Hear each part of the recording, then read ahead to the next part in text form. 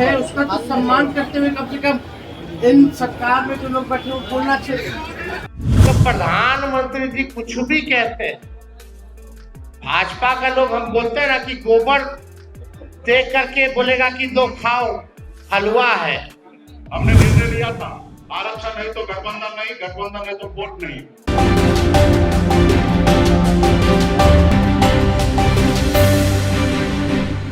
मुकेश साहनी को महागठबंधन में जगह मिल गई है। राजद और मुकेश साहनी की पार्टी वीआईपी के बीच समझौते का औपचारिक ऐलान हो चुका है।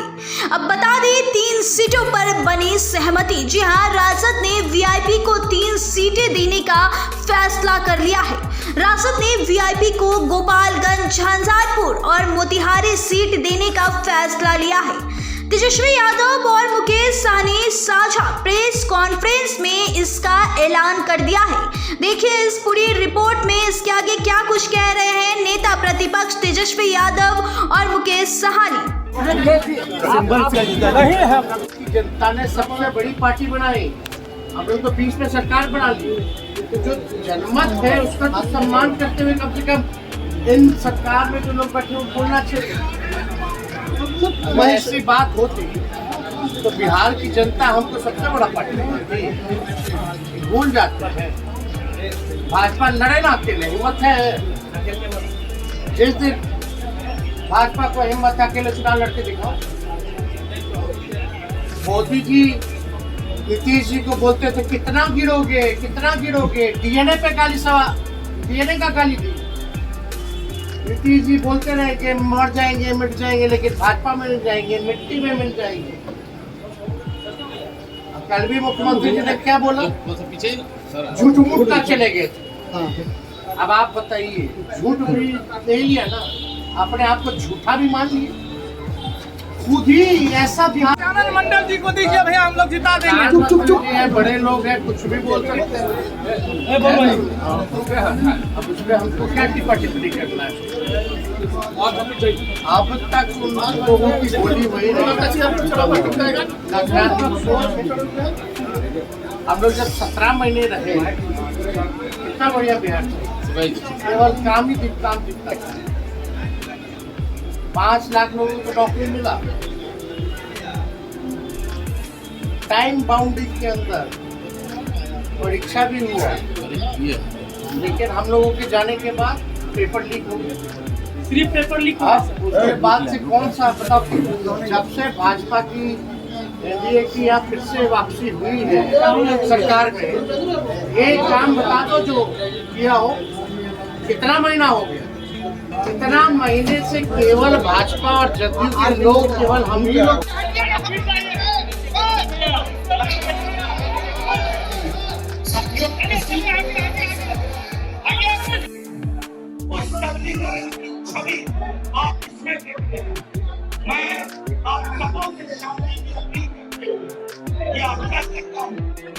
आपके समक्ष आप जो ये छवियां देख रहे हैं, ये ऐतिहासिक है।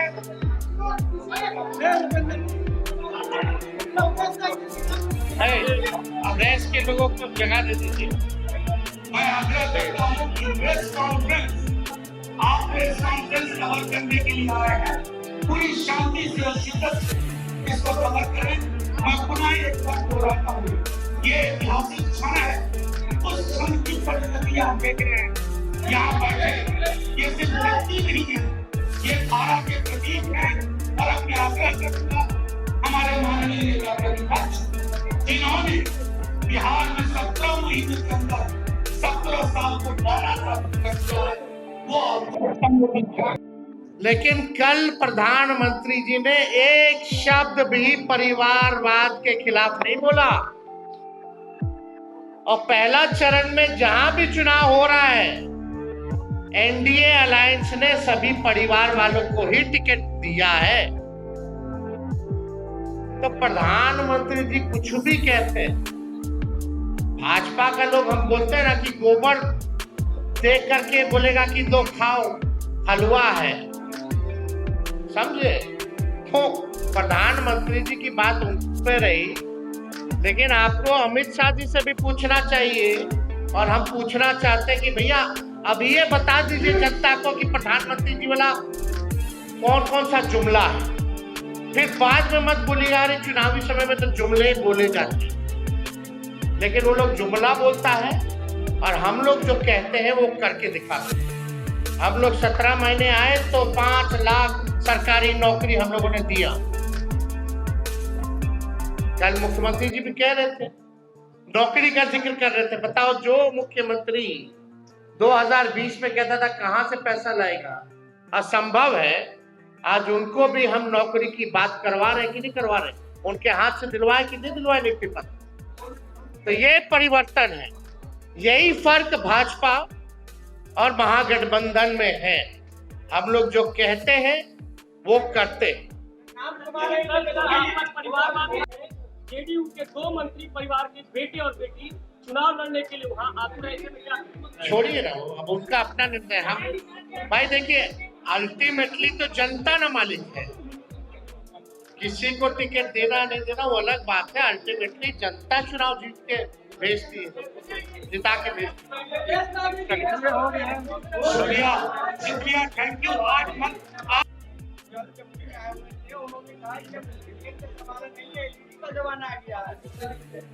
एक बात उनको भी समझना चाहिए, लालटेन का काम क्या है? अंधेरे में उजाला करना है ना।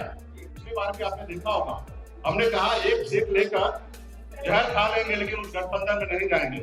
हमने निर्णय लिया था आरक्षण नहीं तो गठबंधन नहीं, गठबंधन नहीं तो वोट नहीं। और वही निर्णय पर, क्योंकि आरक्षण तो केंद्र की सरकार को देना था, 10 साल से वही सरकार में है और निश्चित तौर पे हम अपने वादे पे कायम है। और हमारा समाज भी जो हाथ में गंगा जल लेके कसम खाया है कि आरक्षण नहीं तो गठबंधन नहीं, उसी पे हम लोग अड़िग रहेंगे और निश्चित तौर पे भाजपा को बिहार से 40 से 40 सीट हम लोग हराने का काम करेंगे। और निश्चित तौर पे जो हमारा आरक्षण की लड़ाई है, निश्चित तौर पे हम राहुल गांधी जी को नेतृत्व में देश में सरकार बनाएंगे, हम अपनी सरकार बनाएंगे और निश्चित तौर पर उसमें जब हमारी सरकार होगा तो निश्चित तौर पर निषाद समाज का आरक्षण रद्द होगा।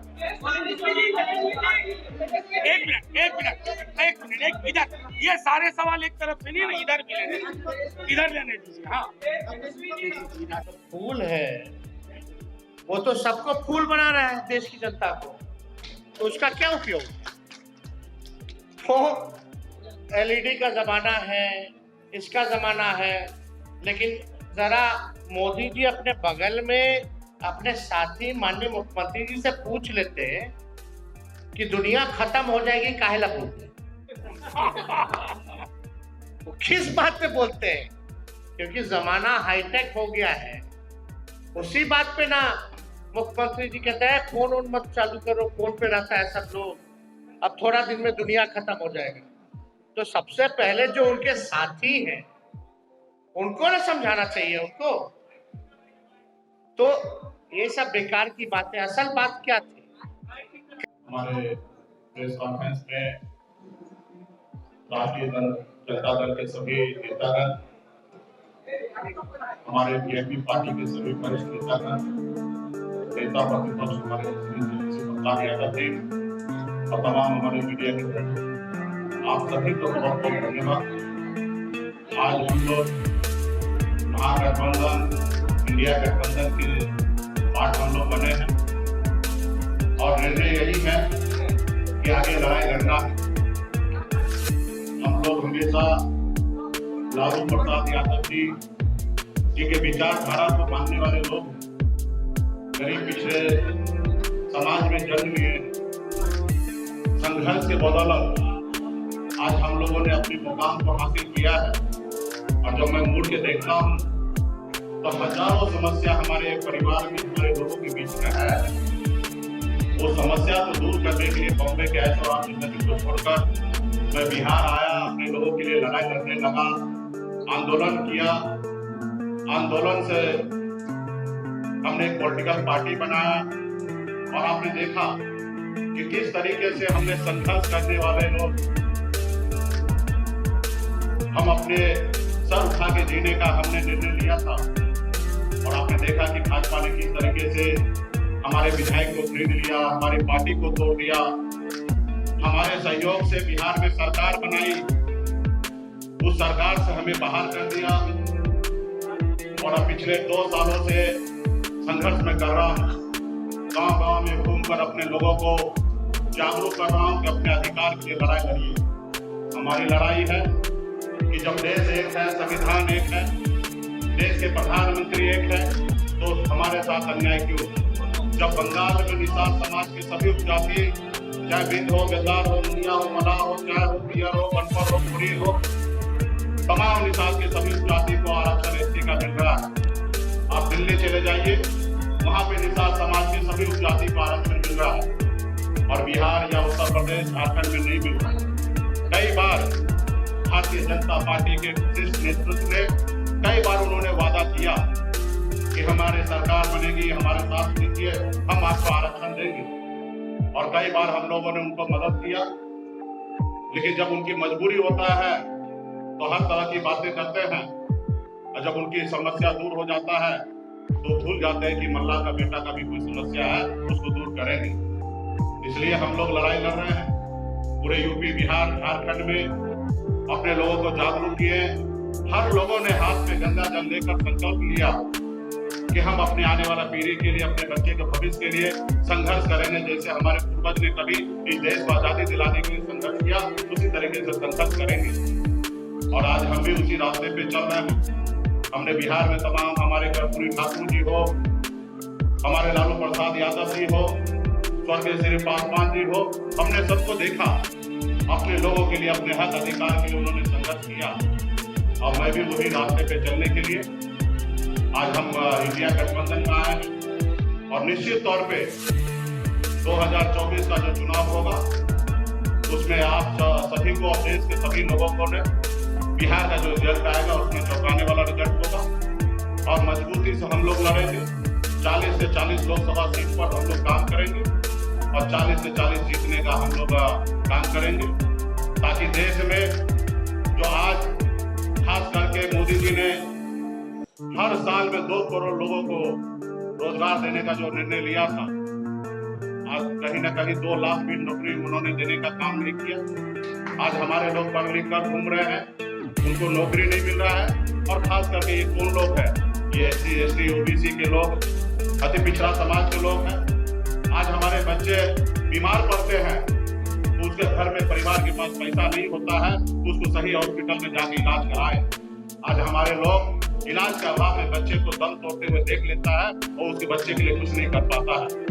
आज यही सोच और समझ को लेकर अपने समाज के हक अधिकार के लिए लड़ाई लड़ने के लिए बिहार हमारा आगे बढ़े, बिहार के लोग आगे बढ़े और इसके लिए हम लोग आज गठबंधन में आए हैं और निश्चित तौर पे 2000 अगला जो चुनाव होगा, चुनाव कब होगा ये तो नहीं पता था। समय तो हुआ तो 2025 में होगा, लेकिन मुझे लगता है कि 2024 चुनाव खत्म होते हुए ही बिहार में सरकार में परिवर्तन होगा और हम लोग उसके लिए भी तैयार हैं और अगली सरकार हम लोग बनाएंगे। इसलिए साथियों, मजबूती से हम लोग हक अधिकार के लिए लड़ाई लड़ रहे हैं। इंडिया गठबंधन, महागठबंधन के परिवार को मैं धन्यवाद देता हूँ कि आपने इससे पहले भी जब हमने पार्टी बनाया, हमें पूरा उम्मीद था कि ये सवाल जरूर आप करेंगे। देखिए, 2 भाई में आपस में नोक झोंक होता है और हम लोगों को उस समय में जो हुआ वो मेरे लिए भी अच्छा नहीं था, ना ही हमारे छोटे भाई तेजस्वी जी के लिए भी अच्छा था और उससे हमें भी नुकसान हुआ और महागठबंधन का भी नुकसान हुआ था। खैर, वो बात हो चुका है, बीत गया है। उस समय में तो सिर्फ हमारा नंबर नहीं घोषणा हुआ, इसके लिए हमने थोड़ा सा कह सकते कि क्रोध प्रकट हमने कर दिया था। लेकिन आप कल्पना कीजिए, जिन्होंने हमारे सीने में खंजर भोंका, जिन्होंने हमारे विधायक को ले लिया, हमें सरकार से बाहर कर दिया, जो सरकार हमने बनाया था, अब जब जरूरी है कि उसको जवाब देने का, उनसे बदला लेने का और आने वाला समय में जब 2 भाई है, घर है, परिवार है, तो छोटा मोटा नोक झोंक हुआ, उसको हम लोग अभी आने वाले समय में उसको दूर करेंगे। एक मिनट, ऐसे कोई सवाल नहीं होगा ना भूपेंद्र जी। कहाँ तक लड़ेगा? भूपेंद्र जी, भूपेंद्र जी, निश्चित तौर पे एक साथ रहेंगे।